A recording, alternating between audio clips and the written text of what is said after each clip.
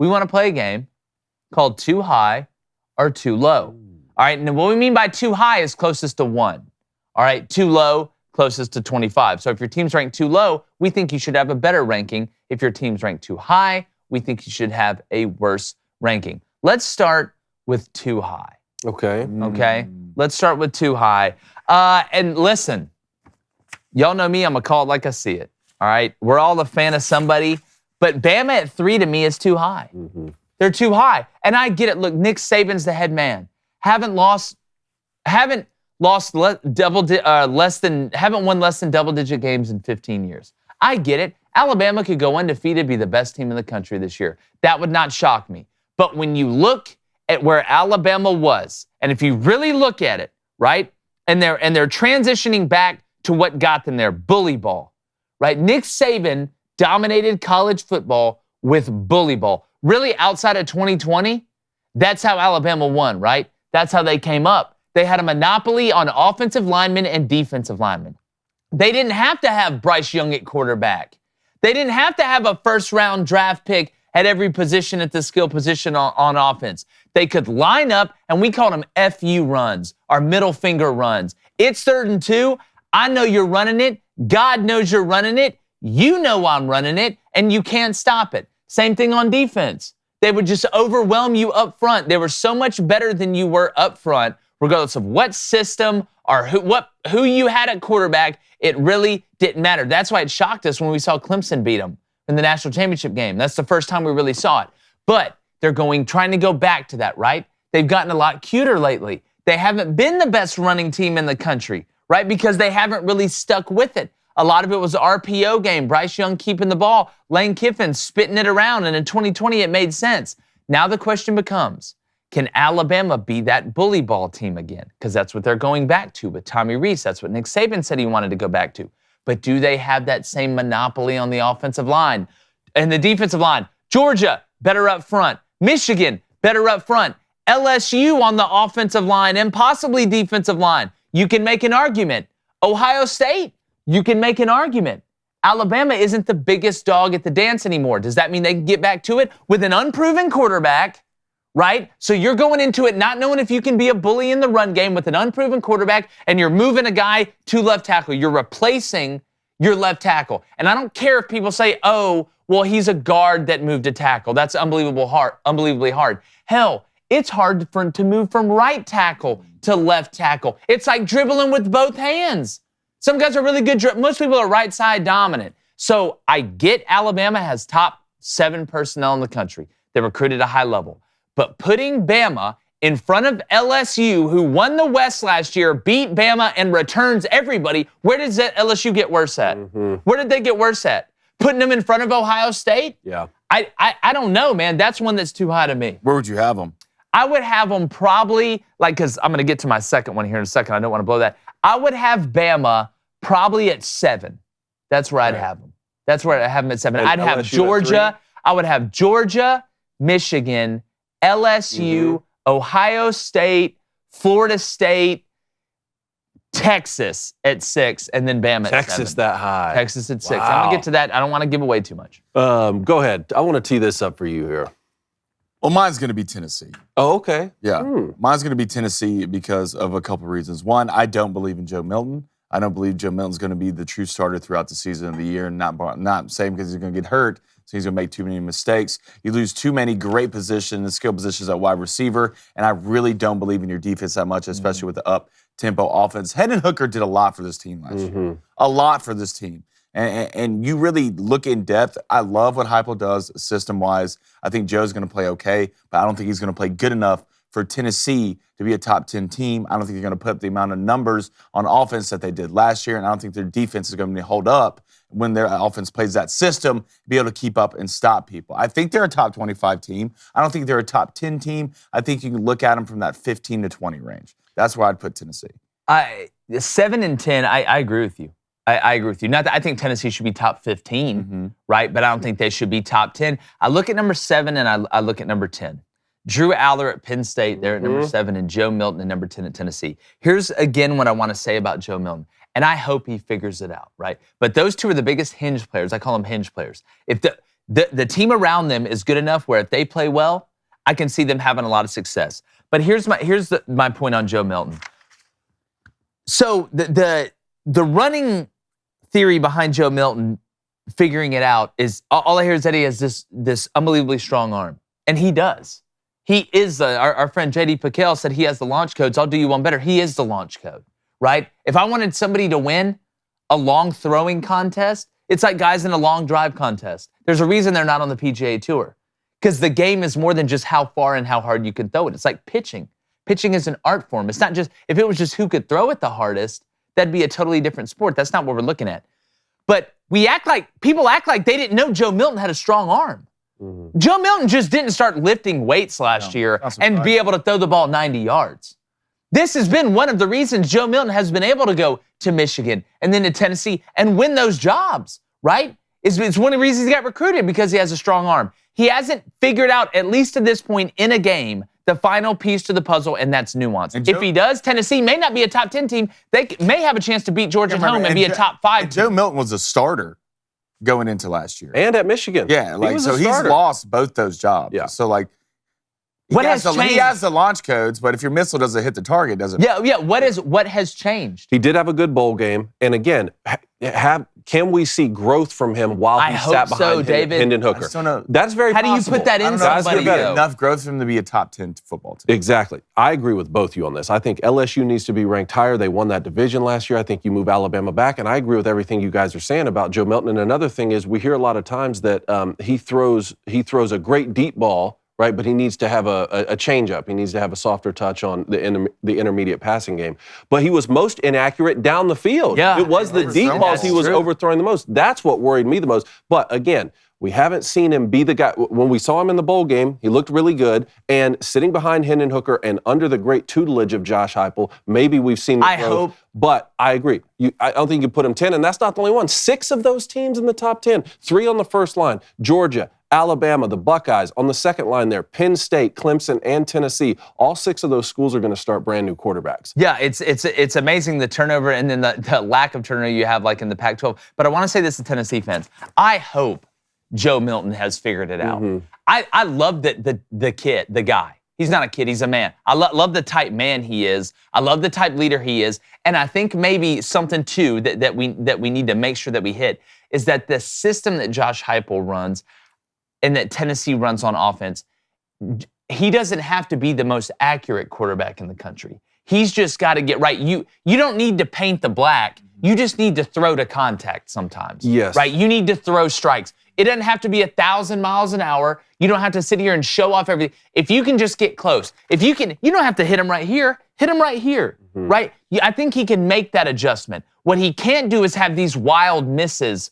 over the middle and things like that. That's my main point. Because when guys that throw hard, what do they typically miss, Dave? They miss up. Yep. Right? They miss up. You can't miss up over the middle in this game. And to me, in that Josh Heupel offense, it's so timing-based. Nothing messes up the timing and the rhythm of an offense more than being inaccurate. Yeah. So that's another thing, too. But if he does figure it out, I think that we're going to be watching an unbelievable Tennessee team because Josh Heupel's already built that foundation. You get some big home games, so let's see.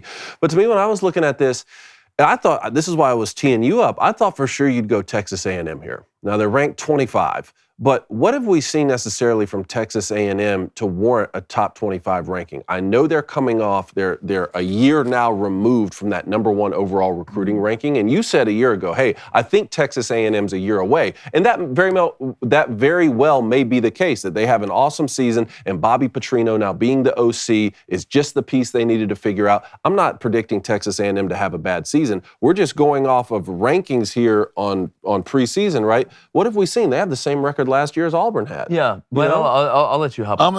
For some reason, it's a Matthew McConaughey, a floozy. They just believe in Texas A&M. Doesn't matter what they is. It doesn't matter what they do or who shows up. They're going to put A&M in the top 25. I don't know if it's a money thing, if Jimbo Fisher knows somebody that we don't, or what it is. How's South Carolina not ranked? How's South Carolina not ranked? That's a good one. After they finish the year, how are they not ranked? We put A&M in there. I mean, hell, Tulane at 23. Pump them up a little bit. I agree. It doesn't make sense. There's no reason. It's just based off, I guess, maybe what they'll have walking in the year. Tulane's the only, now that You have a couple others that have moved up. Tulane's the only group of 5 team in here. I don't know if you realize that or not. Here's my thing about A&M. Number one, 25 is the worst spot to be ranked.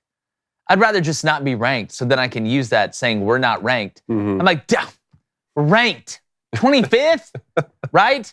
That's like there being 5 girls at the bar and like you're with the 5th one. You're like the ugliest pretty one. Yeah. Like that's a tough situation to be. But here's what I do want to say about A&M. And again, we give our predictions the week leading up to the first game. We want to see who gets hurt, who wins what job. I mean, A&M, you got Connor Wegman, Max Johnson. I think Connor's going to win it.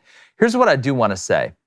I think there's a good chance A&M goes 9-3 this year. And that would be, and last year when I said they're a year away, I was looking up front. And a year away to me for A&M doesn't mean you're going to win the national championship the next year. I think what I meant was I called what they were going to do in 2022, nailed it, hit it right on the head. In 2023, I think they go 9-3. Right now, that's where I'm leaning.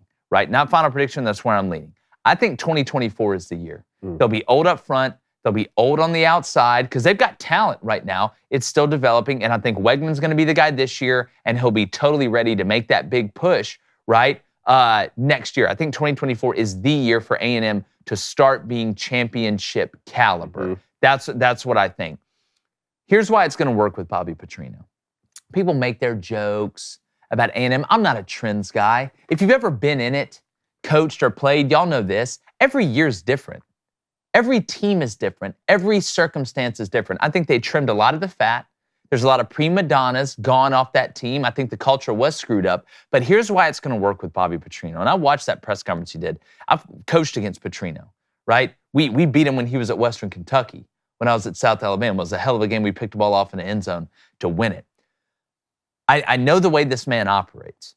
There is nobody that is better. I would say he's top 3 to top 5, formationally, setting up plays or calling plays to set up other plays and understanding balance. But here's the trick. Here's what balance is. Y'all want to win the water cooler? You hear all these other guys talk about balance, run, pass, run, pass, run. Here, you know what balance is? Balance is making the right decision as the quarterback, putting the quarterback in a position where it's easier to make the right decision.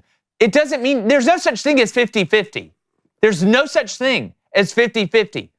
You can run for 350 yards and throw for 150 yards and it be balanced because you took what the defense gave you. Why do you think this RPO system started happening?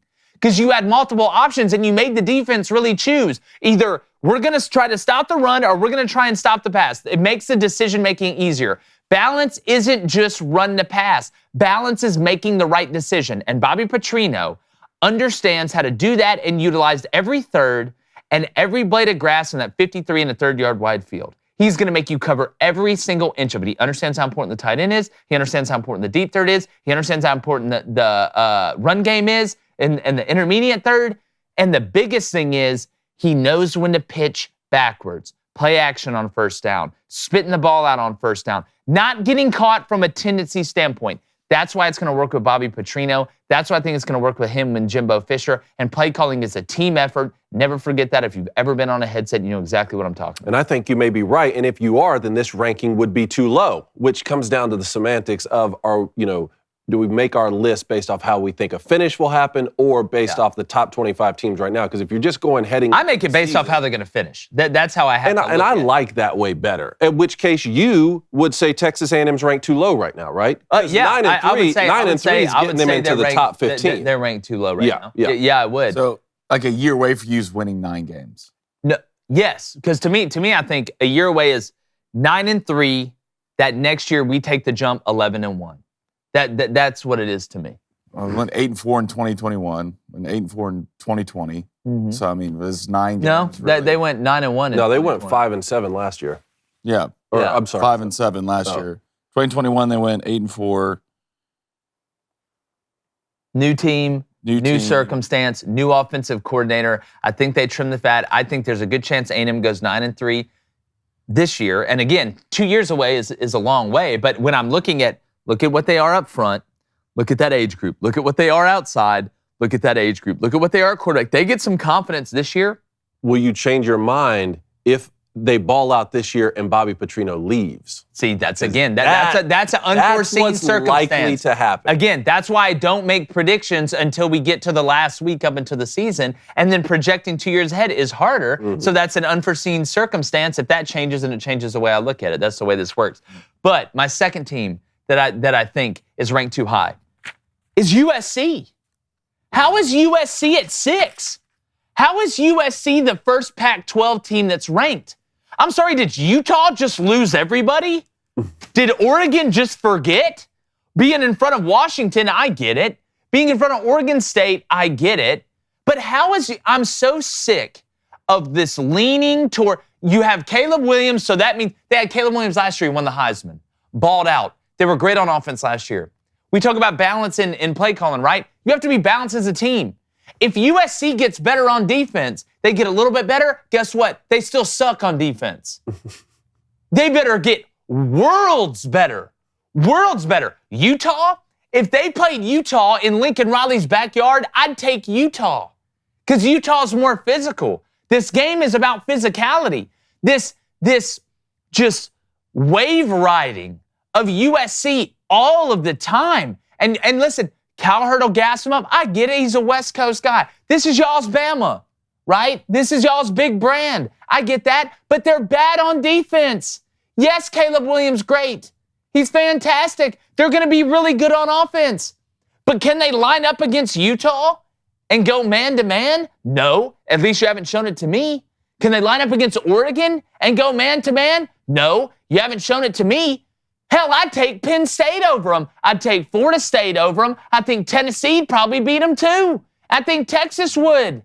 And Notre Dame may beat them during the year because they're at least physical. Everybody just bowing down to USC. They couldn't tackle a math problem in a third grade classroom. And I'm sick of everybody kissing USC's ass when they kick USC's ass on the field. I'm tired of it. You got them at 6? Did Lincoln Riley vote 30 times? I mean, they can't play defense, but they always outscore everybody. Explain it. When? They didn't outscore Utah. Hell, they couldn't outscore Tulane. They couldn't outscore Tulane. You went 11-3 with no defense, 8-1 in conference. Who'd they beat? UCLA, Notre Dame. There was no Washington or Oregon on there. Yeah, you beat Notre Dame, who lost to Marshall. So do you like them at 6, Blaine? I don't mind it. They got to prove it to me. I think your defense was one thing about their defense last year. I would say they got one of the most turnovers in the country, which was the only reason they could hang on late in games. But I do think it's just so hard for me to doubt Caleb Williams in that offense. There's no way they're going to be worse on defense. There's no way. So I think, did you lose Jordan Addison? Yeah, but USC will have receivers, obviously. I think USC is just so good on offense. They play with anybody week in, week out. And you see that. They're not going to stop. You got to think they're going to stop more people this year than they did last year, right? I don't know. There's no way USC didn't get that. Okay, let's say they're a little bit better. They're a little bit better. You got them at 6? I think you can make an argument 6 through 10. Well, I'm not saying you can make an argument. I'm fine with them at 6. I'm fine with 6. I think you could, other than Tennessee to me, Penn State to me is kind of a weary thing too, because there's a lot of questions when it comes to Penn State and Drew Aller. Because we don't know. Yeah, I think there's one question. We don't know. And you're only as good as what? When it comes to college football. There are 2 things, up front and your quarterback. I agree with that. All right? So Penn State can have a great defense. Drew Aller falls apart, then they're gone at 7. I think Florida State's ranked too low, in my opinion. Right? I think you could talk about Florida State being the top 5 team this year just because of roster they're bringing back. Clemson, Cade Klubnik, don't know at all. I think USC right now could beat Clemson because, one, Clemson doesn't have the skill guys they used to have. They're not putting up the points that they used to put. Their defense is going to be good, but can they keep up with USC? And USC, if USC's any better on defense, especially in the front 7, they could play with any of these teams in the top 10 other than Georgia and Michigan. And we'll see with Bama. I think Bama would beat them to sleep. I think Bama would beat USC to sleep. Bama couldn't run the ball. I think against USC they could. Hell, the little Giants could run the ball against USC. Did you watch that defense play? USC would have put up 35 plus last year against Bama. Bama would have scored 50. With Bryce Young? Okay, that's what USC wants. USC wants to run with you. That's what you want to run, then we'll run. Oh, okay. So, but you think that USC's defense last year against Bama would have stopped Bama's offense more than Bama's defense would have stopped USC's offense? I think it's a fair argument. So you could have. Tulane was better than Bama. I feel like Tulane and Bama would have been a close game. Okay, your words. Would have been a close game. Your words. For sure it would have. You know Your what's interesting words. here is you got Georgia, Alabama, Penn State, Clemson, and the Buckeyes are all very similar to me. Very strong rosters, great defenses, breaking in new quarterbacks, and it seems like Southern Cal is the complete inverse of that, where you have the reigning Heisman Trophy winner, a guy who's being compared to Patrick Mahomes, is going to be the consensus #1 overall pick in the NFL draft, but you're struggling on that defensive side. And yeah, look, they matched up with Utah twice last year, who's been the most physical team in that conference and won the championship the past 2 years. Are we going to see that continue, especially in a year where SC is going to have to go to Notre Dame, and now Washington and I believe Oregon are both on the schedule, right? They didn't play either one of them last season. The back half of that schedule. They got Oregon We've State? been talking about it. I don't know. I don't know. But either way, I like them a little more at 9 or 10 rather than 6. But, you know, especially I love the points you made about Utah and Oregon, which kind of got me into some teams that I thought were a little too, how are we saying, too low, ranked too low. I mean, with Oregon and Utah both bringing back quarterbacks, we'll see, we'll see what happens with Cam Rising at the beginning of the season, but he's not out for the year. And Bo Nix returning at Oregon, I think you could slide them up. I agree. No, I agree too, 100%. I'll tell you another team that kind of falls into that category to me is Kansas State. How the hell's Kansas State at 17? I don't know. You got Will Howard coming back. You're going to be good up front. Hell, I'd take Kansas State in front of 8, 9 teams that are in front of them. Like which ones? I would take Kansas State over TCU. I would take Kansas State over Notre Dame, even with Sam Hartman. I would take Kansas State over Tennessee. I would take Kansas State over Clemson, over Penn State, over USC. So 6 teams I'd take them over. With Will Howard coming back, with the identity of that team, with coming off a Big 12 championship, I think they're 2. And another team, I'll stay in the Big 12. And I'll say it because I'm not a trends guy. You can say, Texas, we're back. They say it every year. I don't care what they say every year. It's this year. I think Texas is too low. I think Texas is a top 10 team. What does Texas not have? What do they not have? The trust factor. And that's why why you see Alabama at 3, right? It's just a trust factor thing when it comes to I get that. Quinn Ewers, you've got one of the best offensive lines in the country. You returned 5 of your 6 top wide receivers, and you added A.D. Mitchell, a guy in Georgia who was balled out in the college football playoff. I think he's caught a touchdown pass in every college football playoff game that he's played at in Georgia. And defensively, I finally think Texas is to a point up front when you look at that front 7 where they can actually run with the big dogs. And we're going to find out week 2 when they go to Alabama, but make all the jokes, the we're back jokes, whatever, that's fine. That's a fan thing. That's enjoy. It's what makes college football great is the trash talking. But I'm telling you right now, it is going to be very, very hard for me, boys, to not put Texas in the college football playoff. It's going to be very, very hard for me to do it. I think they're ranked too low with Kansas State. You feel the same way? I agree. I mean, from a roster standpoint, it's hard not to look at Texas and not think they're a top 10 football team, right? Especially how's Tennessee in front of them? You know, how's Clemson in front of them? I mean, I know you go look at the record they had last year, where a lot of that barring injury to Quinn Ewers, especially in that Alabama game. Who knows if they won that game, how their season would have turned out. But you bring back so much. Another year under Sark. They're only going to get better. Obviously, the biggest question to them is their secondary. I think their front 7 on defense is going to be solid. Your offensive line is one of the best in the nation. And you have You have the best receiving core in the nation. Yeah, it's hands dog. Down. Xavier Hands Worthy, down. A.D. Mitchell, you Hands go across down. the board. It's witchcraft and wizardry. They're in potions class on the outside right now. There's proof in the pudding of Texas being a really good football team. That's losing Bijan Robinson, too. And their backup, who's a dog. Johnson. Johnson. Well, like you said, we're going to find out soon enough when they go to Tuscaloosa. I do agree about Oregon. I agree about Kansas State. I agree about Tulane. Oklahoma, I think, is in the right spot, even though I think their schedule is so easy that they're going to have a good year, which could throw a wrench into who wins the Big 12 now that we're talking about it. Then a couple more that stood out to me being left off. UTSA is not on here. You know, we were talking about some of those teams there at the bottom, Ole Miss and Texas A&M. It's like, why can't UTSA, who's won that that conference 2 years running now, get top 25 consideration. Auburn Tigers. Where are the Auburn Tigers? No, man? we're Go ahead and good. throw them in Keep there us at off the list. 24, Why? 25, Why would we throw 25 and a half. Tell me why we throw them in there. Just because I wanted to see your reaction. and I don't have as big of a problem with Kentucky and UCLA being left off as some people do. How do you guys feel about those two teams? UCLA, I mean, again, you lost so much. I get that. People say South Carolina, and I get it with Spencer Rattler coming back, but South Carolina's not very good up front on either side of the ball.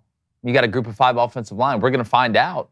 I'm rooting for Shane Beamer. I think he's the guy there in Columbia, but I understand there being some question marks. I'm a little surprised that Arkansas didn't sneak on there with KJ Jefferson and Rocket Sanders. We'll find out a little bit more about them defensively. No, I mean, it's outside of that. I think it's pretty close. I think it's pretty close, but I'm not shocked that neither one of those teams were on there. I think Washington. How about UTSA? Yeah, that's what he's. That's what I said. Oh, UTSA. Yeah. I'm glad Iowa's not on there. Yeah, some people were 24.3 points. Thank you. This is never going to happen. It's never going to happen. Speaking in There's no way. I think Washington's probably in a good spot, right? What about Oregon State? I think Oregon State. Is Oregon State too high with DJ Uiagalelei coming in?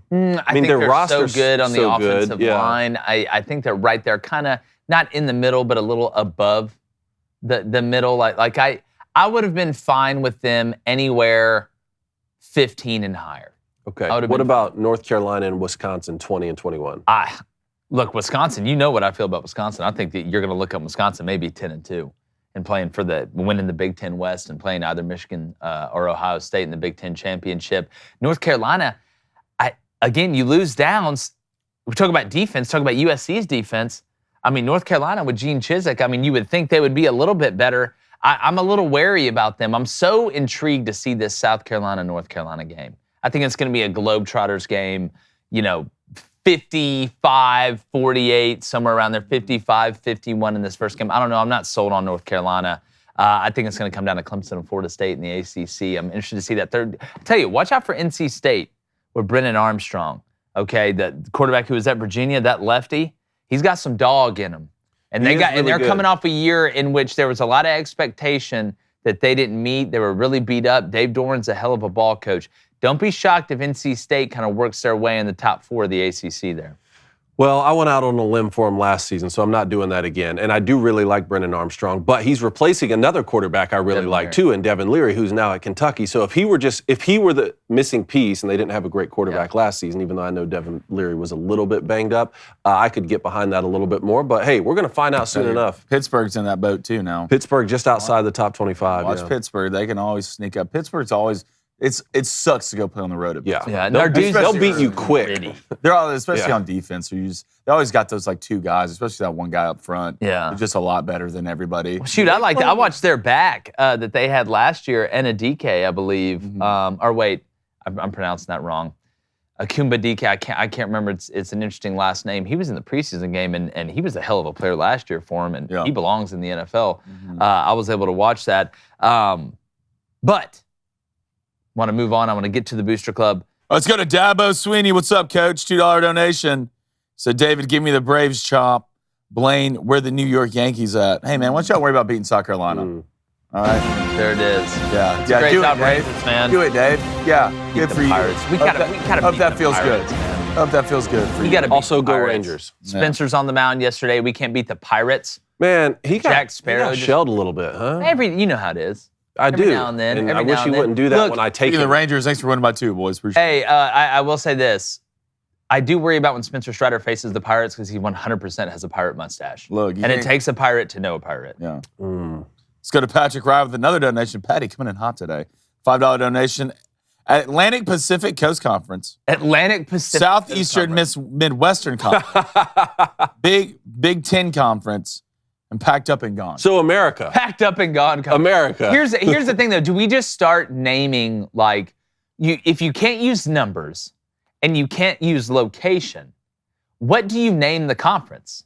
Like, does the Big Ten just become the big conference? And what is the SEC after that? The huge big conference? Gigantic, huge big conference. Hear me out here. World. Legends. Yeah, no. Leaders. We should just start naming them after Patriots. This is the Paul Revere Conference. Yeah. This is the British are coming. No, that's that'll get torn down. Yeah, that's that'll true. come down. In today's society, Look, this is the Megan Rapinoe conference. Yeah, we just blow it when it mattered. Hey, YouTube, thanks for checking us out. Do us a favor. We are almost to 100,000 subs. If you haven't already, hit that subscribe button, hit that like button, and turn those notifications on. We'd really appreciate it.